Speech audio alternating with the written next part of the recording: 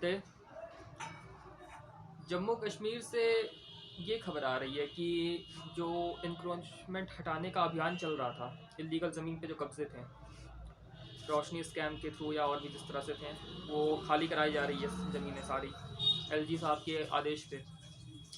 तो उसमें ये खबर निकल के आ रही है कि जो वहाँ के लोकल ऑफिसर्स हैं या जो जेसीबी ऑपरेटर्स हैं, जो भी उनके कर्मी हैं, वो इस तरह से करप्शन में लिप्त हैं कि जो रसूखदार हैं, जिनकी बड़ी बड़ी ज़मीनें हैं, उन्हें छोड़कर जो छोटे मोटे जिनके मकान बन चुके हैं, मिडिल क्लास फैमिली है, गरीब परिवार है, उनके ऊपर कार्रवाई की जा रही है पैसे के ज़ोर पे। हालांकि लेफ्टिनेंट गवर्नर जो हैं जम्मू कश्मीर के, मनोज सिन्हा साहब, उनका ये साफ साफ कहना था कि उन्हीं ज़मीनों से कब्ज़ा हटाया जाएगा जो कि खाली पड़ी हुई हैं या हटाया जा भी रहा है, जिन पे केवल बाउंड्री वॉल पड़े हुए हैं, कोई ऐसा परमानेंट स्ट्रक्चर नहीं बना हुआ है। एक दो कॉमर्शियल स्ट्रक्चर्स थे, कॉम्प्लेक्स वगैरह, उन्हें छोड़ के और कहीं ऐसी शिकायत आई भी नहीं है कि जहाँ परमानेंट स्ट्रक्चर बना हुआ हो, एक बिल्डिंग बनी हुई है, उसे गिराया गया है। और उसका कहना भी ये भी कहना था कि जो मिडिल क्लास फैमिली है, गरीब परिवार है, उनके घरों को नहीं छुआ जाएगा, उन्हें डिस्टर्ब नहीं किया जाएगा क्योंकि वो भी पैसे देकर ही ज़मीन खरीद के मकान बना के वो रह रहे हैं, और जो कि सही भी था। लेकिन अब ऐसी खबर निकल के आ रही है, कुछ बीजेपी की लीडर्स भी इसमें शामिल हैं जो एक ऐसा आरोप लगा रहे हैं। और क्योंकि गवर्नर साहब के आदेश पे हो रहा है, लेफ्टिनेंट गवर्नर को अपॉइंट करने वाली केंद्र सरकार होती है, तो एक तरह से सीधा सीधा आरोप ये बीजेपी की गवर्नमेंट पे है। हो सकता है इसमें एक्शन हो आगे, और हो तो बहुत अच्छी बात है। गलत हो भी रहा है, जो पैसे दे के ज़मीन खरीद के वहाँ रह रहे हैं, उन्हें डिस्टर्ब करना ठीक नहीं है। वहाँ के लोग भी हमारी ही जिम्मेदारी हैं। जम्मू कश्मीर भारत का एक अटूट हिस्सा है, तो वहाँ के रहने वाले लोग भी पूरे भारत की जिम्मेदारी हैं। तो आशा है सरकार इस पे त्वरित कार्रवाई करे। ऑपरेशन दोस्त, जो कि टर्की और सीरिया में भूकंप आने के बाद भारत चला रहा है, ये ऑपरेशन राहत सामग्री वगैरह भेज रहा है, उसमें 7वां IAF इंडियन एयरफोर्स का ग्लोब मास्टर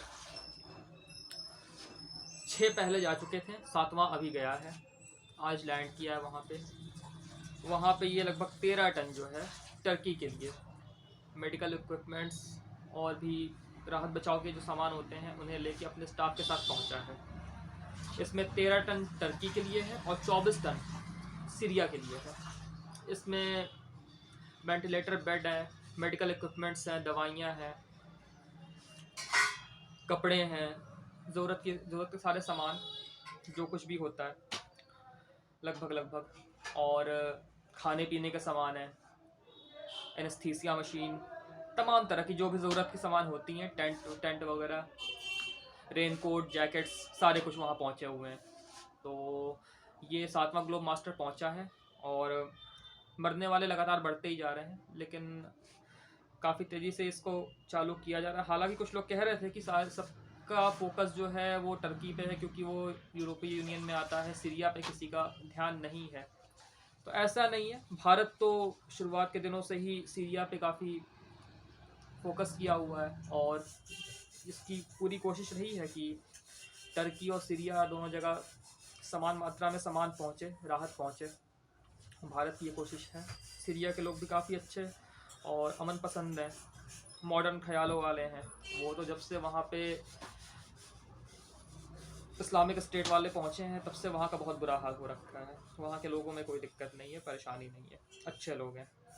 तो ये 7th जो है 7वां IAF ग्लोब मास्टर एयरक्राफ्ट जो है वो वहाँ पहुँचा है टर्की में, अदाना एयरपोर्ट पे। तो अदाना एयरपोर्ट पे ये लैंड किया, तो वहाँ जो हम राजदूत हैं, भारतीय राजदूत हैं, डॉक्टर वीरेंद्र पॉल, वो और मनोज गर्ग डिफेंस के ऑफिशियल हैं, ये 2 लोग टर्की ऑफिशियल के साथ पहुँचे, उसको रिसीव किए हैं। तो काफ़ी ज़ोर शोर पे चल रहा है, इसमें हो सकता है और तेज़ी भी लाई जाएगी, और टर्की बड़ा ग्रेटफुल है इसके लिए, भारत के साथ जो भारत जो उन्हें सामान भेज रहा है, राहत भेज रहा है। तो एक अच्छी पहल हुई भारत की तरफ से। रशिया यूक्रेन वॉर में खबर ये आ रही है कि अब जो, खैर अब ये युद्ध जो है वो काफ़ी अब लोगों के लिए गले का फांस बन गया है। यूरोपीय यूनियन वाले भी इससे परेशान हो गए हैं, अमेरिका खुद परेशान है, रशिया भी चाह रहा है कि जल्द से जल्द इस युद्ध को ख़त्म किया जाए, और यूक्रेन तो वैसे भी मार खा रहा है स्टार्टिंग से ही। तो यूरोपीय यूनियन वाले भी इसलिए चाहते हैं कि उनके अपने यूनियन में जो कई जितने देश हैं, कई देशों में आपस में फूट पड़ गया है, गलतफहमी हो रही हैं, फिर जर्मनी का बयान आ रहा है, उस पर वो सफाई दे रहे हैं, तो इस तरह से चल रहा है। अमेरिकन तो खैर उनका ट्रैक रिकॉर्ड ऐसा रहा ही है कि वो लोगों को उसमें युद्ध में ज़बरदस्ती झोंक देते हैं और फिर अपना हाथ पीछे खींच लेते हैं। ये गोरों की तो हमेशा की चाल रही है। और अब अमेरिकन जो हैं, अच्छा ये यूक्रेन जो है F-16 मांग रहा है, अमेरिकन दे नहीं पा रहे हैं उन्हें, जो भी कारण उनके हो। अमेरिकन के पास इतने पैसे हैं नहीं कि यूक्रेन को अब सपोर्ट कर पाएँ। उनकी खुद की इकॉनमी भी बहुत स्थिति अच्छी नहीं है, कर्ज बहुत अधिक हो गया है अमेरिकन पे, यूएसए पे कर्ज बहुत अधिक है, ट्रिलियंस में है ये लगभग 3 ट्रिलियन से अधिक का ही कर्ज है। और हालांकि ये अलग की बात है कि उनसे ये कर्ज कोई वापस नहीं मांगेगा, क्योंकि जितने भी संस्था हैं इंटरनेशनल, IMF से लेके सारी संस्थाएं जो हैं वो अमेरिकन की जेब में रहती हैं, उस पर कंट्रोल अमेरिकन का है, और यूएसए वाले ही सारे वर्ल्ड की इकॉनमी लगभग कंट्रोल करते हैं डॉलर्स में, तो उनसे कोई मांगेगा नहीं, ये अलग की बात है। लेकिन हाँ, पैसे अमेरिकन के पास भी बहुत नहीं है, तो वो अब बहुत मदद कर नहीं पा रहे हैं लोगों की। यूक्रेन वाले जो हैं वो भी कह सकते हैं कि अब थोड़ा बढ़ चढ़ के बयान दे रहे हैं। ज़ेलेंस्की जो हैं यूक्रेन के प्रेसिडेंट, वो भी अब चाहते हैं फेमस होना, तो वो भी अब वर्ल्ड टूर पे निकले हुए हैं। आर्मी उनकी लड़ रही है, आर्मी की कमी भी पड़ गई है। और बीच में ये भी खबर आ रही थी कि रशिया पे भारी पड़ रहे हैं वो, लेकिन उधार के सामान से बहुत भारी किसी पे कब तक कोई पड़ सकता है। यूक्रेन वालों को दूसरों से लेके पैसे हो या हथियार हो, दूसरों से लेकर यूज़ करना पड़ रहा है, लड़ाई करनी पड़ रही है। रशियन के पास सब कुछ अपना है, रशियन के पास आज भी 30 लाख लगभग तैयार हैं, रोज़ भर्ती हो रही है, 30 लाख फौजी लगभग तैयार हैं आज भी रिजर्व में, कि ज़रूरत पड़ेगी तो हम चल जाएंगे। 4000 टैंक उनके यहाँ बन के रेडी हैं डिप्लॉय होने के लिए, और भी ऐसे कई हथियार जो रशियंस खुद बनाते हैं, बहुत कम इंपोर्ट करते हैं कहीं से। यूक्रेन में जनसंख्या भी कम है, सैनिक भी कम है, हथियार उधार के हैं, पैसे उधार से लेके वो काम चला रहे हैं, करप्शन में बहुत आगे है, पाकिस्तान से भी काफ़ी हद तक यूक्रेन जो है वो आगे है। अभी अभी हाल ही की बात है कि उन्होंने अपने डिफेंस मिनिस्टर को सस्पेंड किया है यूक्रेन वालों ने करप्शन के चार्जेस में, और डिफेंस चीफ को सारा कुछ जो है सौंप दिया है, सारी जिम्मेदारी मिनिस्टर वाली। तो ये सब भी परेशानी है, बाहर से पैसे आ रहे हैं, ज़ेलेंस्की भी खा रहे हैं, लूट रहे हैं, वर्ल्ड टूर कर रहे हैं, और पब्लिसिटी के लिए घूम रहे हैं, उल्टे सीधे बयान दे रहे हैं।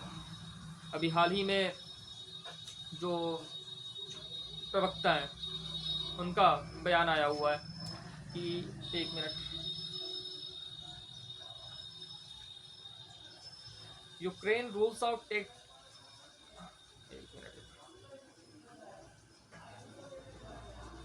हाँ, Ukraine rules out talks with Russia, even bloody winter war rages on, only Ukraine's victory will end the war, Zelensky top aide Mikhail Podolyak makes it clear, who headed country's negotiating team in early phases of conflict। तो ये Mikhail पोडोलैक हैं जो कि सहयोगी हैं, top सहयोगी हैं, उनके प्रवक्ता हैं ज़ेलेंस्की के। उनका ये कहना है कि रशिया से कोई बातचीत नहीं होगी, और ये जंग जो है वो केवल यूक्रेन की जीत के साथ ही ख़त्म हो सकता है। तो ऐसे उल्टे सीधे बयान आ रहे हैं जो कि लगभग नामुमकिन सा दिख रहा है। तो ये मूड में है भी नहीं, अब ये वही है कि लास्ट में पिटाई पूरी तरह से पिट के ये मानेंगे। तो आगे देखते हैं इसमें क्या होता है। यूके से जो भूतपूर्व प्राइम मिनिस्टर हैं यूके के, उनका क्या, बोरिस जॉनसन, उनका बहुत ज़ोर शोर पे वो चिल्ला रहे थे, हल्ला कर रहे थे कि यूक्रेन को मदद दी जाए, भरपूर मदद दी जानी चाहिए, जितनी मदद हो सकती है। लेकिन ऋषि सुनक ने कह दिया कि नहीं, जितना देना है वो लिमिटेड जाएगा उनके पास, हमारे अपने भी कई मसले हैं, कॉन्फ्लिक्ट है, तो सारा ध्यान हमें यूक्रेन पे नहीं देना चाहिए। तो ऋषि सुनक की सरकार ने इसे भी मना कर दिया है। यूक्रेन जो है वो बेलारूस के खिलाफ भी अपने ईस्टर्न बॉर्डर पे युद्धाभ्यास कर रहा है। बेलारूस जो है वो रशिया का काफ़ी सहयोगी, बहुत अच्छा दोस्त है, तो इस वजह से अभी ये टेंशन कम होता दिख नहीं रहा है, और आम जनता ही परेशान है, पॉलिटिशियंस को कोई बहुत फ़र्क नहीं पड़ रहा इसके लिए। और ऋषि सुनक जो कि इस समय अभी वर्तमान में यूके के प्रेसिडेंट, वो प्राइम मिनिस्टर हैं, उन्होंने कहा कि जो कट्टर इस्लामाबाद है वो यूके के लोगों के लिए, यूके देश और देशवासियों के लिए बहुत बड़ा खतरा बनते जा रहा है। तो ये बात इन्हें शायद अब समझ में आ रही है। हालांकि ये कट्टर इस्लामाबाद सारे मुस्लिम्स ऐसे नहीं होते हैं, ये हैं मुश्किल से 5 से 10%, जो कि विश्व में हर जगह घूम घूम के और मनमानी करते हैं, और सारे मुसलमान इनके चक्कर में बदनाम हो जाते हैं।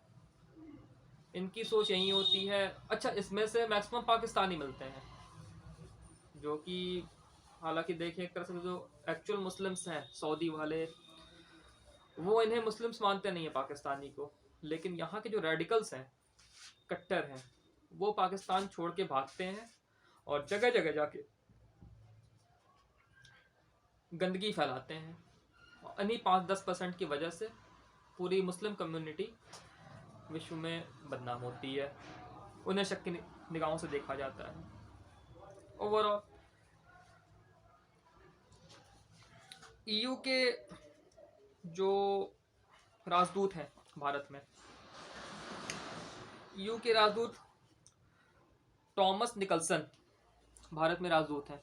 इनका एक बड़ा अच्छा बयान आया। अच्छा क्या कि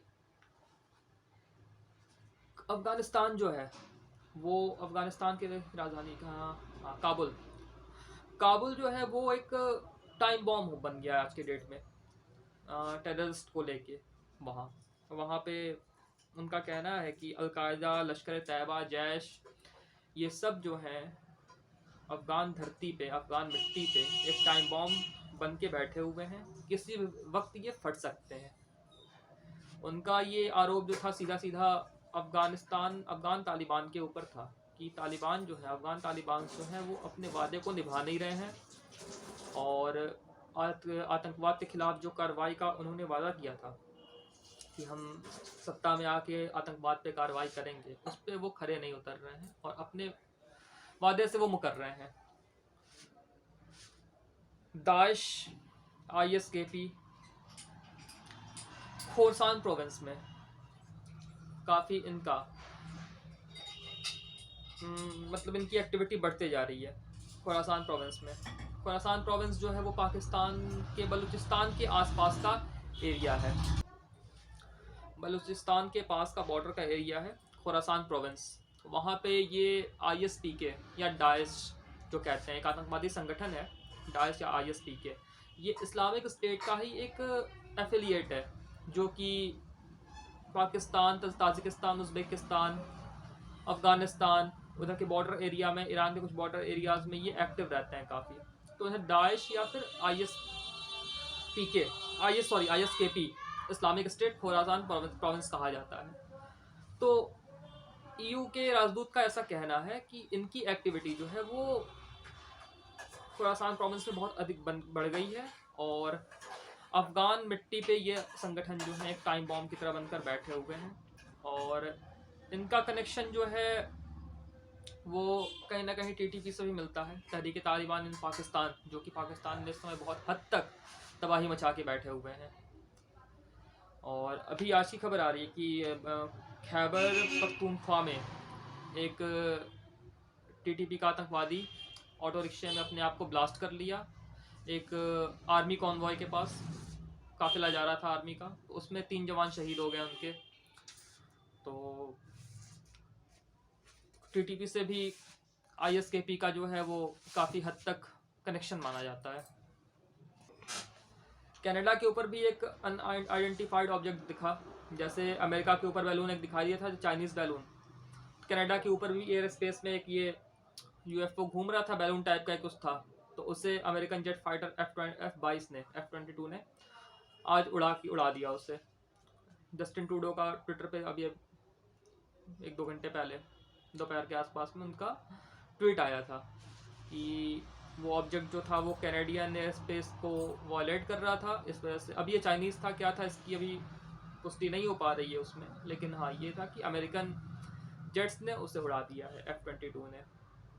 तीसरा था ये, दो अमेरिका के ऊपर दिखाई दिया था, ये तीसरा कनाडा के ऊपर दिखाई दिया। तो तीसरा ये इसमें मिला हुआ है।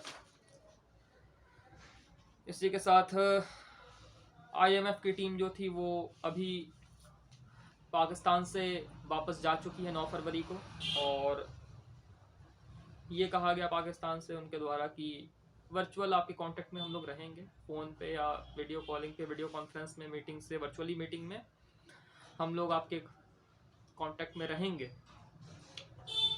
कुछ शर्तें थी IMF की, जिसमें से कुछ जो है वो पाकिस्तान मान गया, कुछ मानने से थोड़ा हिचकिचा रहा है, इस वजह से उनको वापस जाना पड़ा। शर्तें जो थी वो इस तरह से हैं कि 200 billion rupees, Pakistani rupees, 200 billion rupees का टैक्स जो पब्लिक के ऊपर लगाने के लिए कहा था, इसे पाकिस्तान ने मान लिया।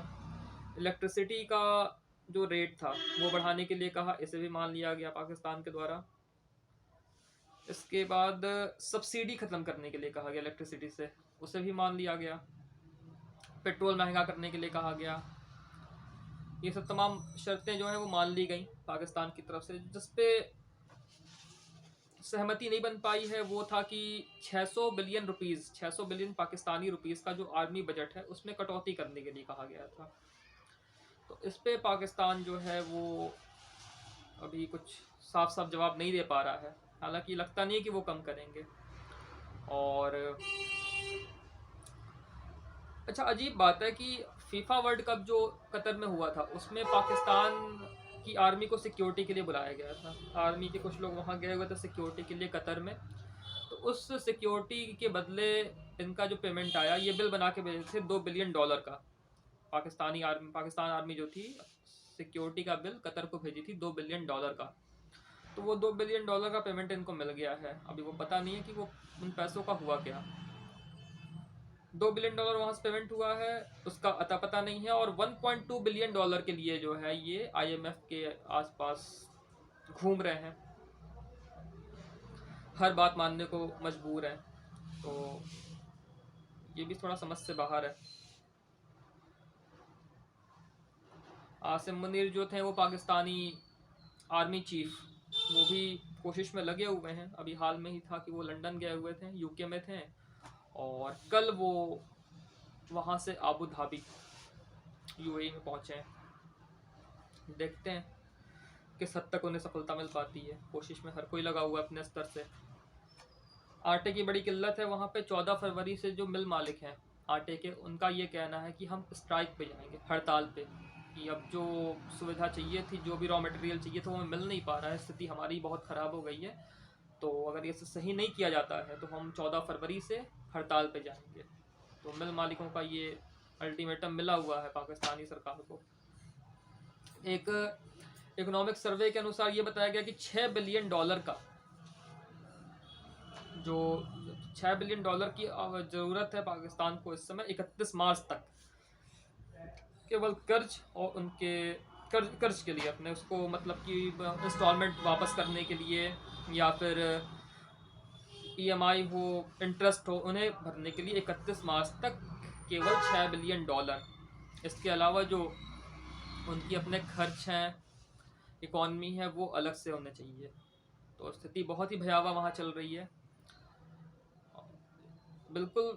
हालांकि डिफ़ॉल्ट तो हो चुका है पाकिस्तान, लगभग क्या डिफ़ॉल्ट हो चुका है। कोई खुल के इस बात को मानने को तैयार नहीं है, लेकिन ये डिफ़ॉल्ट हो चुका है।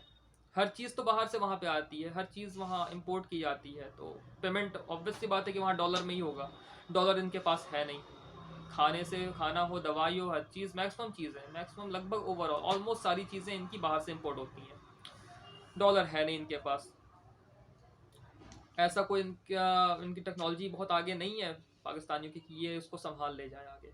देखते हैं क्या होता है। पॉलिटिकल अनस्टेबिलिटी बहुत चल रही है, इकोनॉमिकल तो चल ही रही है, पॉलिटिकल भी बहुत चल रही है। इसी में गरीबी में आटा गीला कर रहे हैं इमरान खान साहब, जो पहले प्रधानमंत्री थे वहाँ के। अभी अभी एक इंटरव्यू में कमर जावेद बाजवा, जो कि एक्स चीफ हैं पाकिस्तान आर्मी के, उनका बयान आया कि इमरान खान को हटाना पड़ा क्योंकि वो पाकिस्तान देश के लिए खतरा बनते जा रहा था। अब इसी बात पे पीटीआई वालों का हंगामा शुरू हो गया है। और हालांकि वो भी पहले कह रहे थे कि अमेरिकन की साजिश थी उन्हें हटाने के लिए, लेकिन अब चूंकि कमर जावेद बाजवा ने इसको खुल के एक्सेप्ट कर लिया तो उनका हंगामा स्टार्ट हो गया है। और पाकिस्तान के लाहौर प्रोविंस और केपी के खैबर पख्तूनख्वा, इन दो की जो है असेंबली वो टूट चुकी है, सरकारें गिर गई हैं, केयर टेकर गवर्नमेंट चल रही है वहाँ पे। तो अकॉर्डिंग टू पाकिस्तान कॉन्स्टिट्यूशन 90 दिनों के अंदर इलेक्शन कराना होता है वहाँ पे। तो इसके लिए भी हंगामा किया जा रहा है पीटीआई की तरफ से कि इलेक्शन कराया जाए। अभी याचिका दायर की गई है वहाँ के हाई कोर्ट में पाकिस्तान के कि 90 दिनों के अंदर इलेक्शन फिर से कराया जाए।